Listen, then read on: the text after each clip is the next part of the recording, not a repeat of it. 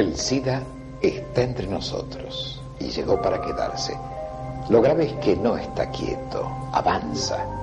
Es un enemigo solapado y silencioso. Es una bomba de tiempo para el futuro. No podemos mirar para otro lado, hacernos los distraídos o ignorar el problema. Todos tenemos que ver. SIDA. ¿Y yo qué tengo que ver? ¿Y yo qué tengo que ver? ¿Y yo qué tengo que ver? ¿Yo qué tengo que ver? ¿Yo qué tengo que ver?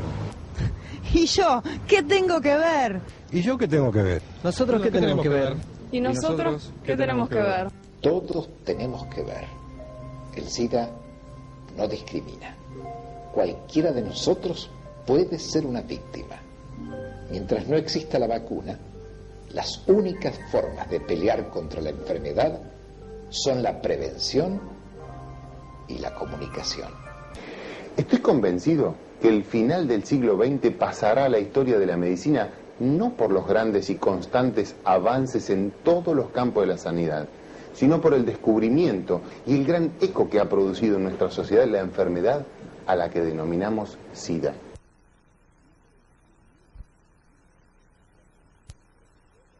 Doctor, díganos, ¿qué es el SIDA? El SIDA, como lo dice sus siglas, es el síndrome de inmunodeficiencia adquirida que ataca al humano. Y es una enfermedad severa cuando se mezclan o se suman signos y síntomas que son expresión de la agresión de muchos aparatos y sistemas. Y por supuesto esto tiene una causa que es muy conocida ya hoy en día, que es la agresión que se produce por un virus. El llamado virus de inmunodeficiencia humana. Usted habló de virus. ¿Qué es un virus? Un virus es una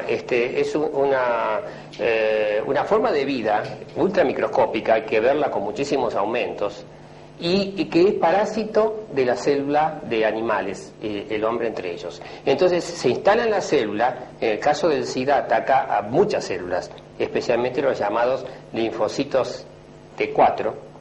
Y entonces lo que hace es utilizar las proteínas de esta célula para su propio provecho. Este virus se multiplica dentro de esta célula, vive en un equilibrio, digamos, inestable con la célula hasta que la agota y pasa a otra célula. Depende de nuestras células para sobrevivir. En el caso del virus del SIDA es un retrovirus, que como todos conocemos se llama HIV, virus de la inmunodeficiencia humana. Este virus, entonces, cuando el individuo cae en sus defensas, lo que se llama caer en la inmunidad, caer en su capacidad inmunitaria de defensa, se desencadenan infecciones o algunos tipos de cánceres que, como periodísticamente ha sido muy difundido, dan los síntomas que caracterizaron al enfermo de SIDA. ¿Y cómo se llegó a descubrir todo esto que usted dijo? ¿Un caso? ¿Cómo fue la historia? Es como todas las historias apasionantes, en este caso dramáticamente apasionante, ¿no?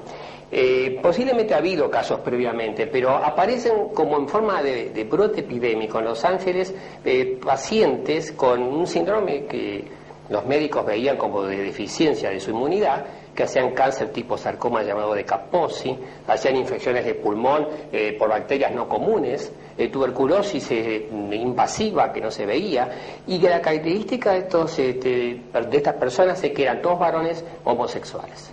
De ahí que surge entonces la angustia en la comunidad gay de Estados Unidos, especialmente en las ciudades de Los Ángeles, San Francisco y Nueva York. En estas tres ciudades se dio el gran brote inicial. Surge la angustia, decía, de que el homosexual estaba emparentado con esta enfermedad, la llamada peste rosa. Después se vio que esto no era así. Se difundió a otros países y aparecen entonces en África, en Europa, en Brasil especialmente, en nuestro continente, en Brasil, una invasión de individuos que ya no eran solamente hombres homosexuales. Había drogadictos intravenosos en gran cantidad y luego mujeres. 1980, primeros indicios. El Observatorio de Enfermedades Infecciosas de Estados Unidos constata un aumento de afecciones pulmonares muy raras. Es la primera alerta. Los médicos franceses aún no están concernidos, aunque después se sabrá que el primer caso francés remonta a 1978. 1981, la extraña enfermedad de los homosexuales. En momentos que en Estados Unidos se descubre una serie de enfermos homosexuales muy jóvenes, sin defensas contra las infecciones, en Francia se observan los primeros casos. Los mismos síntomas inexplicados que en Estados Unidos, pero hay una pista. Algunos enfermos franceses han vivido en la comunidad homosexual norteamericana. 1982, la enfermedad se llama SIDA. Los médicos franceses dan la alarma, forman un grupo de trabajo y organizan la primera red de vigilancia. Por primera vez se habla de un enfermo francés en una revista internacional y se recalca que el contagio se produce a través de las relaciones sexuales y la sangre. A la vez se observa que los homosexuales no son los únicos afectados, ya que también puede haber mujeres y niños, personas a quienes se les ha hecho una transfusión y hemofílicos. Los investigadores comienzan a pensar en un virus. 1983, victoria francesa. Una lucha científica se entabla por ambos lados del Atlántico para acorralar a la gente del SIDA. Vence el equipo del Instituto Pasteur de París, integrado por Françoise Barre-Sinoussi, Jean-Claude Sherman y Luc Montagnier, y que publica en colaboración con los hospitales Claude Bernard y la Pitié-Salpêtrière la primicia del descubrimiento del virus. Hay escepticismo entre los investigadores extranjeros, sobre todo estadounidenses. Se impulsa la investigación mundial, se dan los primeros tratamientos y se toman las primeras precauciones. 1984, problemas para la salud pública. Se confirma el papel del virus en el SIDA. Después del equipo del profesor Montagnier del Instituto Pasteur, el de Robert Gallo en Estados Unidos descubre a su vez el virus. El primer caso de SIDA asociado a la toxicomanía es reconocido oficialmente en Francia. Se intensifican las investigaciones. Se quiere comprender cómo el virus ataca el organismo a fin de identificar en la población aparentemente sana a las personas contaminadas que aún no están enfermas y a las que se les llamarán seropositivas, y luego para fabricar pruebas de detección. Ese año también la Organización Mundial para la Salud, OMS, crea en París el Centro de Vigilancia del SIDA para Europa.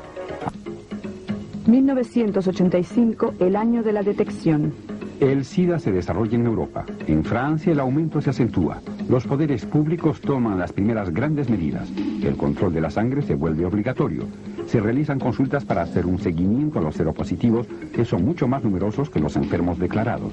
Entre tanto, el SIDA monopoliza la atención de los medios de información. Llega a París el actor norteamericano Rock Hudson para hacerse tratar y es la primera personalidad en el mundo que declara abiertamente su enfermedad. 1986, mejoran los cuidados. La epidemia se extiende fuera de la región parisiense. El número de toxicómanos contaminados aumenta brutalmente. En las Antillas y la Guayana Francesa, el número de seropositivos y de enfermos es mucho más elevado que en la metrópoli. Hay una mayoría de heterosexuales, como en el caso africano. Los hospitales se ven desbordados ante esta situación imprevista. Los médicos reclaman mayores recursos. En esta atmósfera de inquietud se abre en París el segundo Congreso Mundial del SIDA, en el que se advierte que la asistencia médica mejora. 1987, el año de la prevención. La epidemia progresa velozmente. El único medio de lucha parece la prevención. Y el gobierno da su visto bueno a exámenes preventivos, anónimos y gratuitos en todo el territorio. Para que la epidemia no se propague entre los toxicómanos, se permite la venta libre de jeringas. Se habla al fin de una remota esperanza de vacuna. El equipo del doctor Daniel Saguri del Instituto Pierre y Marie Curie de París realiza pruebas preliminares en los humanos en cooperación con el ejército francés y el gobierno del Zaire. 1988, la enfermedad es planetaria. En Francia la población afectada se modifica, menos homosexuales y más toxicómanos entre los nuevos enfermos. Emergen los problemas económicos y sociales.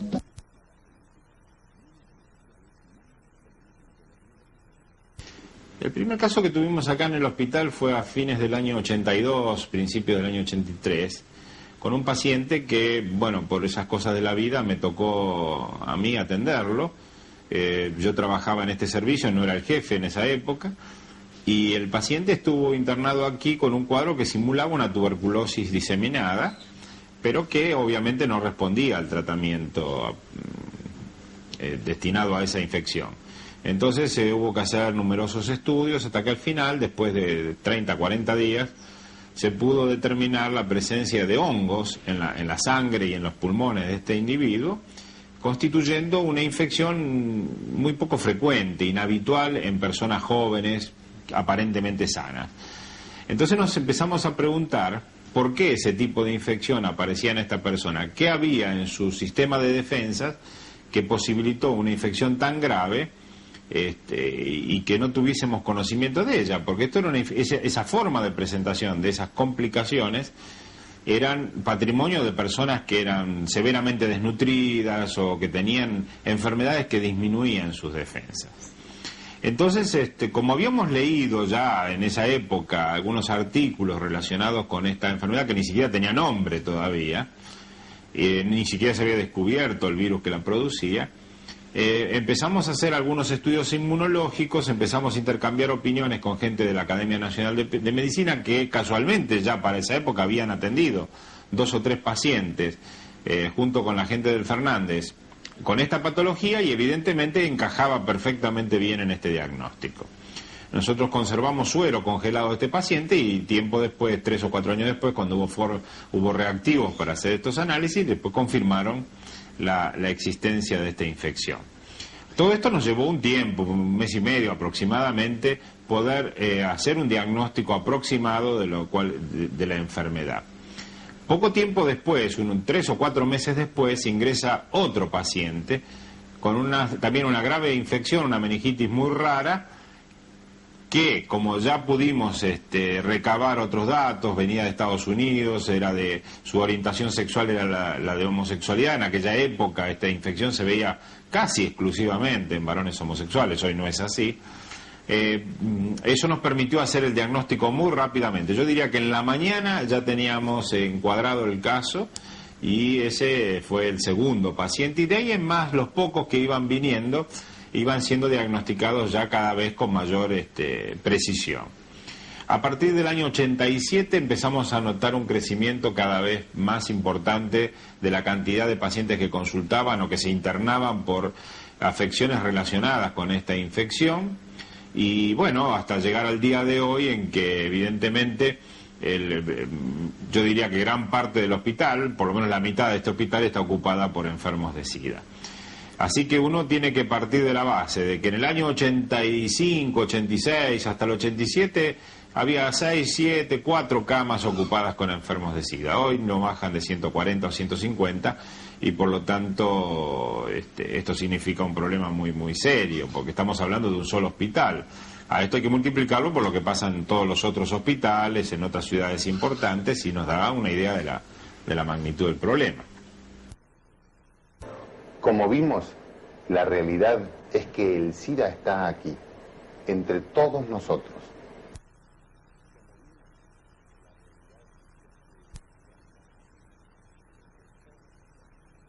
Se transmite fundamentalmente por 3 grandes mecanismos. El primero de ellos, y el más frecuente, es la transmisión sexual. Y esto es transmisión que se establece de hombre a mujer o de mujer a hombre o entre hombres. Lo que no se ha visto caso de transmisión de la infección entre mujeres, sexualmente hablando, ¿no? El segundo mecanismo es la transmisión por sangre, por la inoculación de sangre, es decir, por compartir agujas y jeringas, por transfusiones de sangre, por la contaminación que se puede hacer a través de objetos o instrumentos o equipos que estén contaminados por este virus, como pueden ser riñones artificiales, instrumentos médicos que no estén decontaminados, que no estén esterilizados.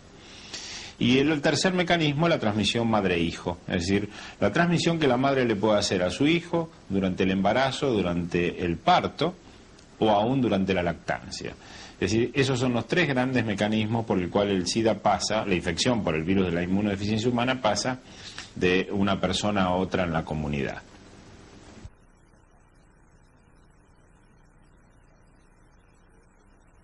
En este aspecto, fundamentalmente, lo que uno le puede ofrecer a las personas son 3 maneras de cuidarse. Y yo creo que hay que ofrecérselas y simplemente esperar que ellos elijan cuál es la que mejor se adapta a su sexualidad. En primer lugar, uno de los mecanismos de prevención es la abstinencia sexual. Es decir, al no tener relaciones sexuales, obviamente, no va a haber posibilidades de contagio de ninguna enfermedad de transmisión sexual. Esto es aceptable para algunas personas y no aceptable para otras. La otra posibilidad es que se mantengan relaciones sexuales con una única pareja en forma estable y fiel mutuamente, pero con la salvedad de que ambos integrantes de la pareja no tienen que estar infectados, porque si no, uno está teniendo relaciones exclusivamente con una persona que puede tener el virus. Esto hay que determinarlo en el momento de formación de la pareja. La tercera posibilidad para evitar la transmisión sexual es el uso de preservativos. Esto es válido para aquellas personas que no deseen practicar la abstinencia sexual, que no tengan una pareja estable, sino que deseen tener relaciones con parejas ocasionales y por lo tanto al no poder saber si esas personas están infectadas o no, la única manera de protegerse es utilizando el preservativo.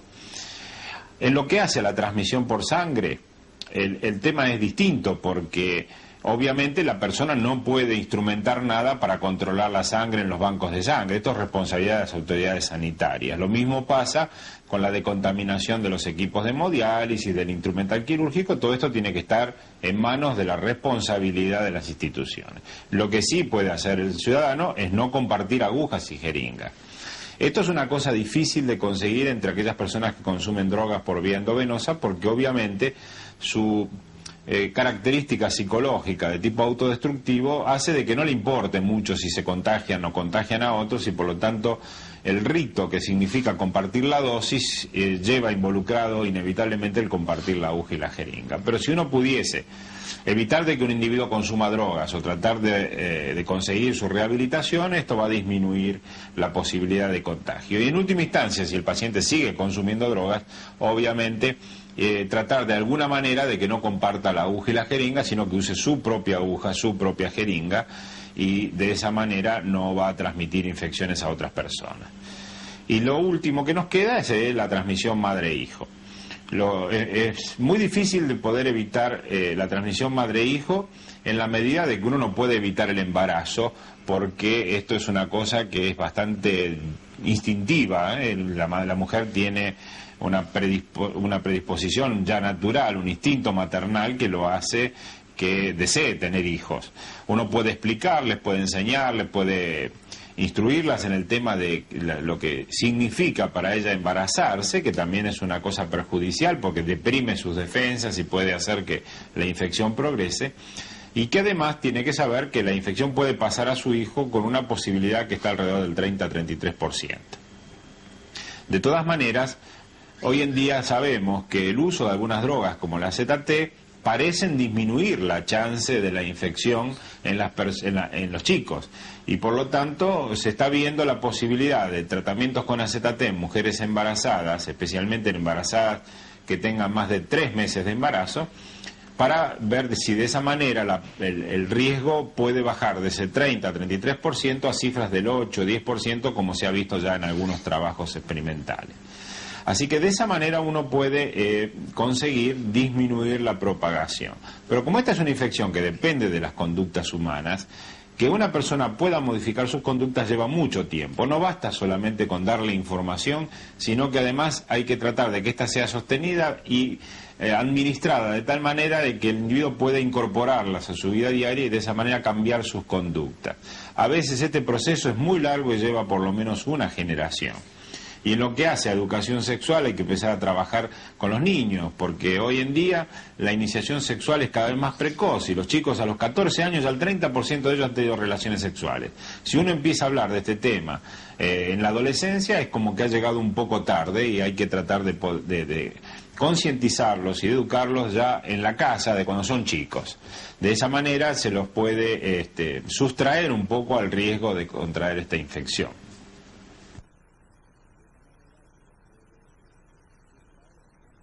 Este que estamos viendo es el HIV, es pequeño y frágil. En su interior contiene 2 cadenas de ARN que lleva toda la información genética del virus. Este es un fenómeno excepcional, ya que todas las especies, incluso el hombre, acumula la información genética en el ADN. El ARN del virus lleva también información para la síntesis de la cápsula que se halla rodeando al núcleo. Por fuera, existe otra proteína matriz envuelta a su vez por una membrana lipídica de la que se proyectan hacia el exterior especies de espigas que le permiten fijarse sobre receptores moleculares de las membranas de ciertas células humanas. Cuando el HIV se une al receptor de ciertas células humanas, se funde con la membrana de dichas células y la matriz y el núcleo del virus penetran en la célula. Luego, la matriz proteica se separa y se libera del núcleo del virus. el ARN viral por medio de la transcriptasa inversa, enzima que contiene el propio núcleo del virus, transforma el RNA en ADN. Se sintetizan dos cadenas de DNA entre los núcleos del huésped por un poro y se funde con su cromatina totalmente. Esto es lo que se llama integración irreversible. Se ha hecho así la integración irreversible del ADN del HIV con el ADN de la célula huésped, a la que deja permanentemente infectada. En esta forma integrada, el virus permanece adormecido por largos periodos que pueden ser de aproximadamente varios años. Si la célula es activada, el ARN del virus se desarrolla y sale del núcleo en forma intacta. Este ARN viral intacto puede formar un nuevo material genético del virus. Otros ARN pueden estar modificados, instruyen a la célula huésped para producir las proteínas virales. Cerca de la superficie de la membrana de la célula se une el material genético del virus con las proteínas y forma la partícula vírica completa. Estas emergen como gémulas o yemas vegetales de la superficie celular, pero al atravesar se cubren con la membrana celular del huésped y con ella forman la envoltura lipídica del virus. Una vez fuera de la célula, se reordenan todos los componentes del virus y comienza otro ciclo, ya que ha completado todas las etapas de su ciclo vital y se halla libre para infectar otras células.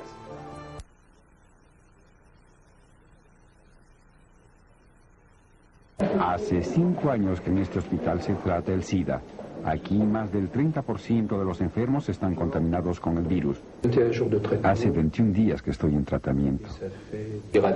No tenía nada y súbitamente me vino el SIDA.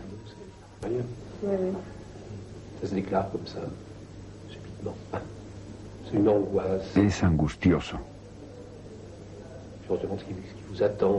Siempre con la espada de Damocles sobre la cabeza. Aquí se hospitaliza para tratar una secuencia infecciosa particular o casos agudos de la enfermedad. El SIDA es para los médicos un mal desconcertante.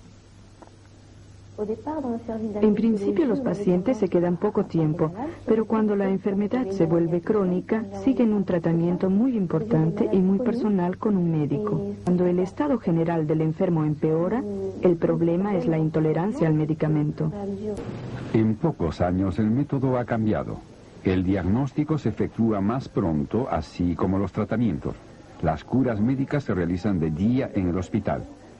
Esta asistencia comprende análisis sanguíneos, biológicos, perfusiones y aerosoles. 12 enfermos son tratados diariamente. Estuve hospitalizada 3 meses y vengo todas las semanas aquí. Es difícil, pero esto me permite seguir mi tratamiento y al mismo tiempo llevar al exterior una vida normal.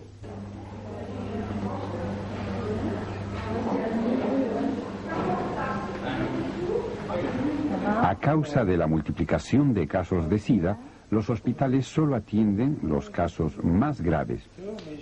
A los riesgos profesionales asociados a los contagios por inyección se suma el exceso de trabajo. La carga de trabajo depende de la fase de la enfermedad. Con los signos neurológicos crece mucho y con los enfermos moribundos es enorme. Al día, unas 10 horas de atención. Yo vengo de otro servicio. El primer día tuve mucho miedo. Me decía, el virus está aquí, cuando en realidad está en todas partes. Al comienzo, nuestras enfermeras tuvieron miedo del contagio. Por eso los médicos participaron en la atención para demostrarles que con un mínimo de precauciones no corren ningún riesgo. Hoy el temor ha desaparecido. Incluso muchos enfermos, así como sus familiares, consideran al personal de servicio como una nueva familia. Los otros enfermos se han vuelto nuestros amigos. Desde que el cielo se nos vino encima, no podemos hacer ningún proyecto.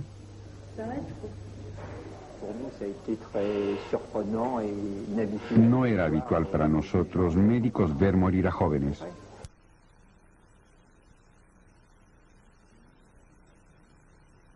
Actualmente siguen siendo los homosexuales, los primeros contagiados al comienzo de la epidemia, los más numerosos. 4.000 casos, es decir, más de la mitad de la población afectada. Sin embargo, parece que los nuevos contagios son menos frecuentes en los homosexuales, contrariamente a los toxicómanos, cuyo primer caso de SIDA data solamente en 1984, pero desde entonces siguen aumentando en número y en porcentaje. Los hemofílicos y las personas a las que se les han practicado transfusiones sanguíneas también se enferman con el SIDA. Con el correr de los años, sea porque son toxicómanas oriundas del África y del Caribe o compañeras de hombres contagiados, las mujeres están cada vez más expuestas y también los hijos que dan a luz, de los que cerca de la mitad mueren en la primera infancia. Por mucho tiempo la opinión pública, y particularmente los jóvenes, no quisieron creer en los estragos del SIDA. Hoy prestan más atención y saben que cualquiera puede ser víctima de la terrible enfermedad. Poco a poco me percaté que tenía el SIDA porque mis amigos ya lo tenían. En sus relaciones sexuales, Sylvie se contagió, pero no lo supo de inmediato. Quedó encinta y decidió tener a su hijo. Cuando nació Rémi, supo que tanto ella como él eran seropositivos. Me pregunté si debía o no tener a mi hijo. No quise abortar aún sabiendo que podíamos estar contagiados y que él estaba condenado a morir. Cuando me siento mal, voy inmediatamente al hospital. En esos momentos creo que voy a morir. Pero cuando Rémi se siente mal, veo a la muerte delante mío. En la guardería se portan con él como con los demás niños, pero él sigue un tratamiento. Debemos tomar el AZT 4 veces al día, a las 6, a las 12, a las 18 horas y a medianoche. Hemos aceptado esta forma de vida, pero reconozco que Rémi está muy mimado. Nuestro estado de salud podemos comentarlo con el médico o el dentista. Nadie más. El empleador o los compañeros de trabajo no tienen por qué saberlo, como tampoco los parientes ni la guardería. 2 amigas íntimas sí lo saben, los demás no. No todos los seropositivos mueren. Se puede vivir con esta enfermedad e incluso ser feliz. Necesitamos mucho apoyo psicológico, vivir normalmente sin que se nos excluya, que se nos comprenda, porque esta enfermedad concierne a todos.